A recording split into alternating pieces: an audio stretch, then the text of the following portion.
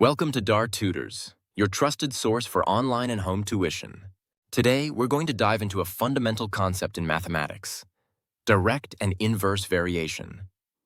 This is a crucial topic for your IB mathematics, applications and interpretation higher-level exams.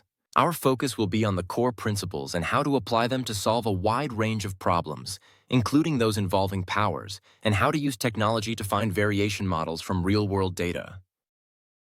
Let's begin with direct variation. By the end of this scene, you will be able to identify variables that are in direct variation and construct a formula to describe their relationship. What is direct variation? When two quantities, let's call them y and x, vary directly, it means their relationship can be written as y equals k times x, where k is a constant.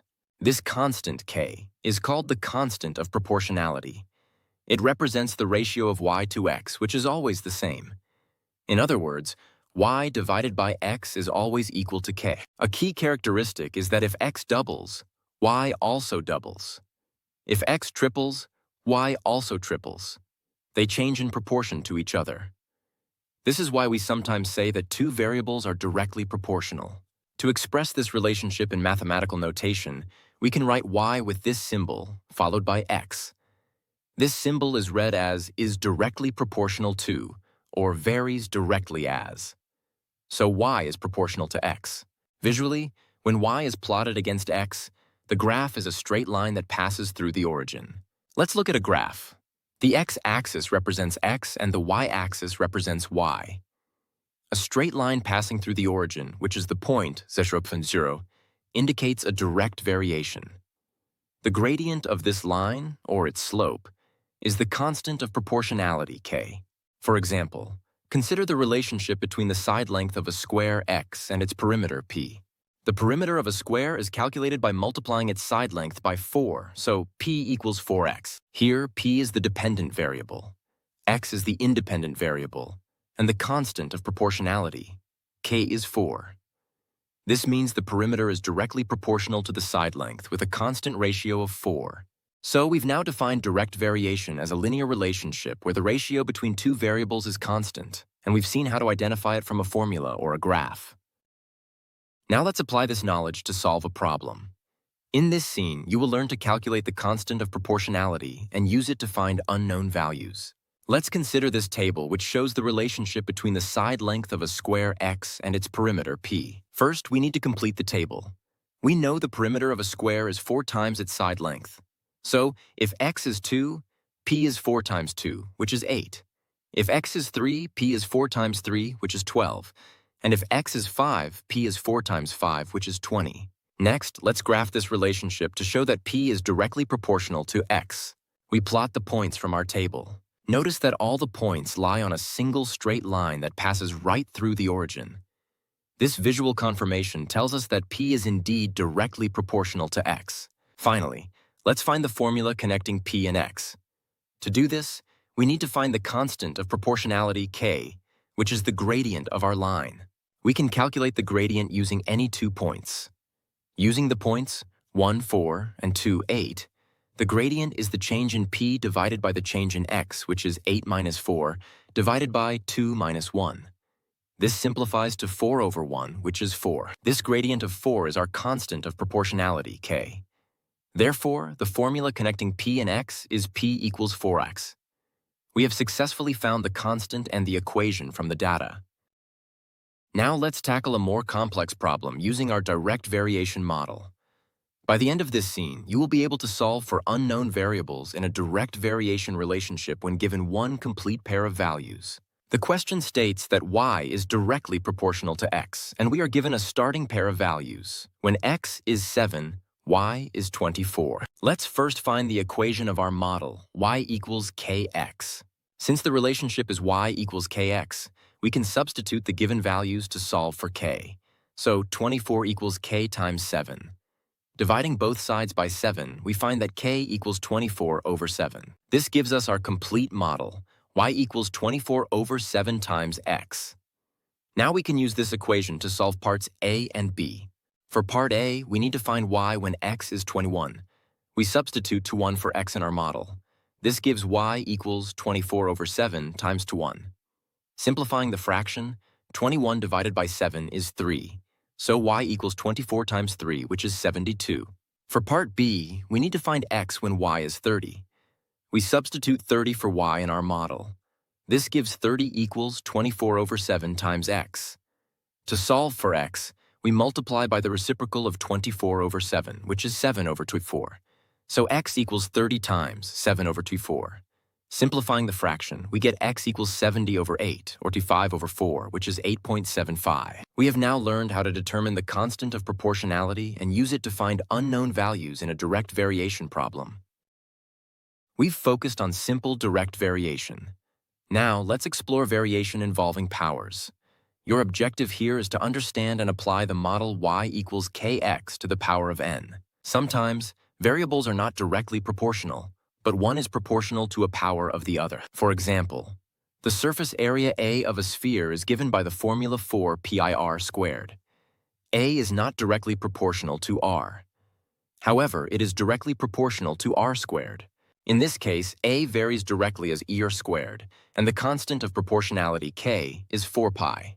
So, the general model for direct power variation is y equals kx to the power of n. Let's work through an example. Suppose d is directly proportional to z squared, and d equals 14 when z equals 5.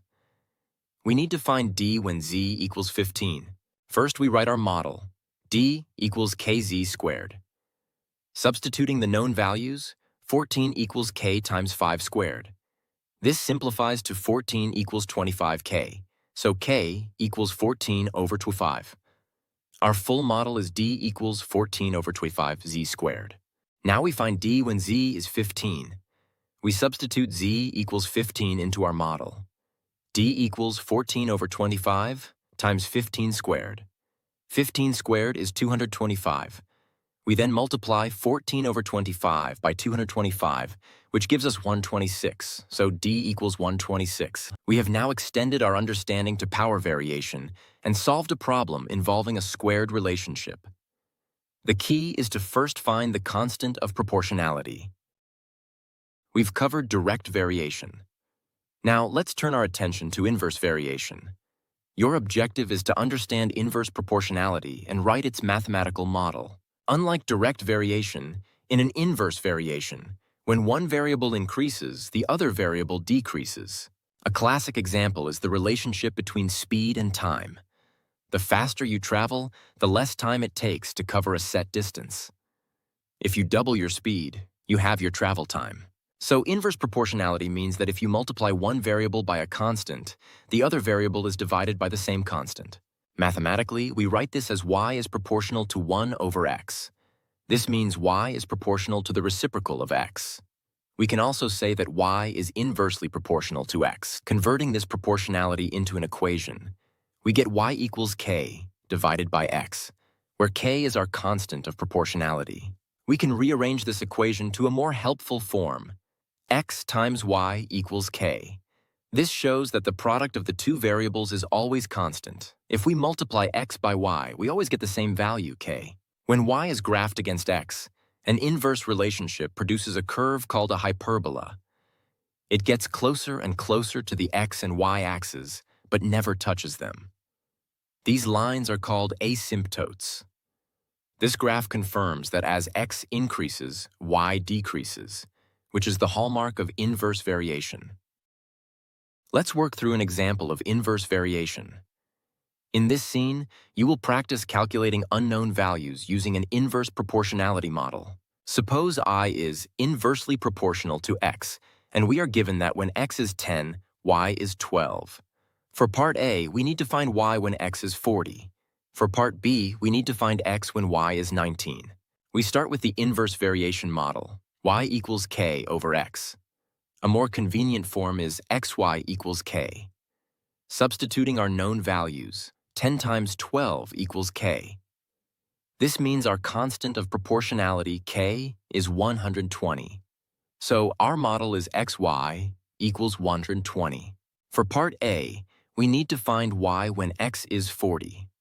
We substitute 40 for x in our model. 40 times y equals 120. Dividing both sides by 40, we find that y equals 3. As we would expect, y decreased as x increased. For part B, we need to find x when y is 19. We substitute 19 for y in our model. X times 19 equals 120. Dividing both sides by 19, we find x equals 120 over 19, which is approximately 6.32. Here, x decreased as y increased, which is consistent with inverse variation. We have successfully used the inverse variation model to solve for unknown values. Remember, finding the constant k is always the first and most important step. Just like with direct variation, we can have inverse variation involving powers. Your goal in this scene is to understand and apply models of the form y equals k over x to the power of n. The general model for inverse power variation is y equals k divided by x to the power of n. Let's consider this example. The power p required by a cyclist is directly proportional to the cube of their speed v. First, we write our model. P equals kv cubed. We substitute the given values to solve for k. 262 equals k times 35 cubed. 35 cubed is 42,875. So k equals 262 over 42,875. Our model is p equals 262 over 42,875 times v cubed. Now let's find the power needed to maintain a speed of 45 kilometers per hour. We substitute v equals 45 into our model. P equals 262 over 42,875 times 45 cubed. 45 cubed is 91,125. The power P is approximately 556 watts. Finally, let's find the speed of a cyclist exerting 205 watts. We substitute P equals 205 into our model. This gives 205 equals 262 over 42,875 times v cubed. To solve for v, we multiply by the reciprocal of the fraction. This gives v cubed equals approximately 33,607. Taking the cube root, we find v is approximately 32.2 kilometers per hour. By following these steps, you can confidently solve problems involving inverse power variation. The core principle remains. Find k, then solve. So far, our examples have told us the exact nature of the variation. But what if we don't know the power, or if it's direct or inverse? Your objective now is to use technology to find the best fitting power model for a given dataset. This is called power regression. We do this when a model of the form y equals ax to the power of b, which is equivalent to y equals kx to the power of n, seems appropriate. Let's use an example from physics. The force of gravity between two objects is inversely proportional to the square of the distance between them. This is an inverse squared relationship. We can model this as F equals kd to the power of -2. In our calculator's regression form, a would be our constant k, and b would be the exponent, 2. We would expect b to be very close to a 2 if our data matches the theory. Let's use this dataset for force and distance. The question asks us to find the power model that best fits this data using technology.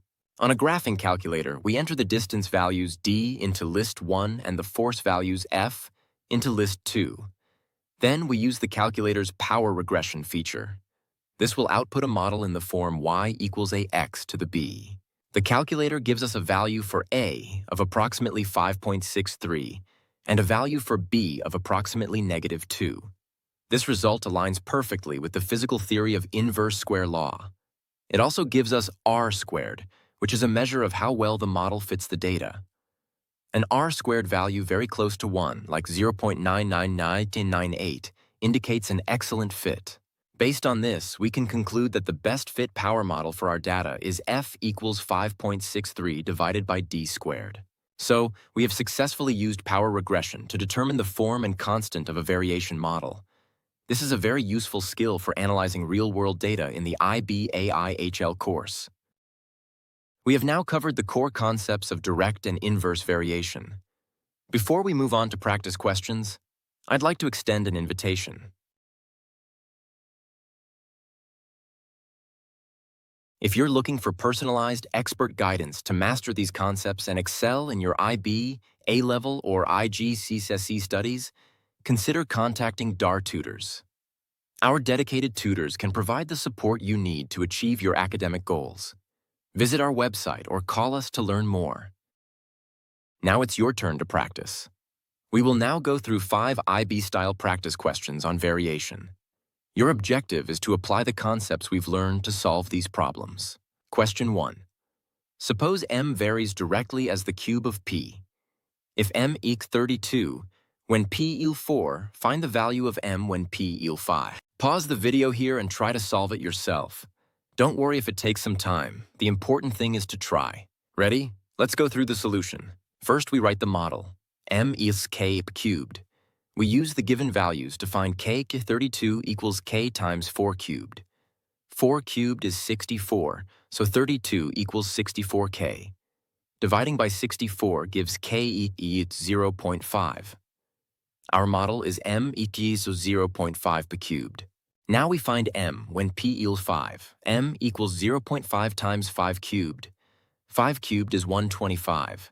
Half of 125 is 62.5. So the value of m when p is 5 is 62.5. Question 2. The resistance R to an electrical current is inversely proportional to the square of the diameter d of the wire. A wire with a diameter of 0.4 mm has a resistance of 150 ohms. Find the diameter of a wire with a resistance of 240 ohms. Pause the video and give it a try. Here is the solution. We start with the model for inverse proportionality to the square. R equals k divided by d squared, or rd squared equals k. Using the given values, 150 times 0.4 squared equals k. 0.4 squared is 0.16. 150 times 0.16 is 24. So k equals 24. Our model is rd squared equals 24. Now we find d when r equals 240 size. We substitute 240 in for r. 240 d squared equals 24. Dividing by 240 gives d squared equals 0.1. Taking the square root, d equals the square root of 0.1, which is approximately 0.316 millimeters. Question 3. The data below suggests an inverse relationship. Using technology, find a power model that best fits the data. You should state the values of A and B and the R squared value rounded to 3 significant figures. Pause here and practice your calculator skills. Let's see if your results match. We enter the X values into list 1 and the Y values into list 2 on a graphing calculator. Then we perform a power regression. The calculator outputs a value for A of approximately 24.0, approximately 1 Joules, and R squared of 0.997. Rounded to 3 significant figures, A et to 24.0 equals 1 Joules, and R2 equals 1 Joules. The model is y equals 24.0x to the power of negative 1. This simplifies to y equal to 4.0 divided by x. This is a perfect inverse variation model. Question 4. The time taken to landscape a garden is inversely proportional to the number of gardeners G working on the task. If 5 gardeners can complete the job in 6 hours, how many more gardeners are needed to complete the job in 3 hours? Try this problem on your own. It has a slight twist at the end. Let's work through the solution together. The model is T equals K per G, or Tg equals K. Using the initial conditions, 6 times 5 equals K, so K equals 30. Our model is Tg equals 30s. We want to find G when T is 3. 3 times G equals 30. Dividing by 3, we find G equals 10, so we need 10 gardeners in total. The question asks for how many more gardeners are needed. Since we started with 5 gardeners and now need 10, we need an additional 10 minus 5, which is 5 more gardeners. Final question. The height h of a person above sea level is directly proportional to the square of the distance d to the horizon. If a person is 16 meters above sea level when they can see the horizon at a distance of 14.4 kilometers, what height would they need to be to see a ship at a distance of 18.0 kilometers? This question involves converting units. Take your time to get it right. Let's review the solution. First, we establish our model. H equals kd squared. Since height is in meters and distance in kilometers, we must be careful with units. Let's convert everything to meters. Now we find K16 equals K times 14,400 squared. 14,400 squared is 207,260,000. So K equals 16 divided by that large number.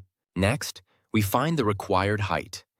The distance to the ship is 18.0 km, which is 18,000 meters. The new height h equals our constant k times 18,000 squared. By dividing the square of 18,000 by the square of 14,400, we get 1.5625. Multiplying this by 16 gives us 25. Therefore, the required height is 25 meters. So, to see an object at 18 kilometers, a person needs to be 25 meters above sea level. That brings us to the end of our lesson on direct and inverse variation. We have covered the fundamental concepts of direct and inverse proportionality, including those involving powers.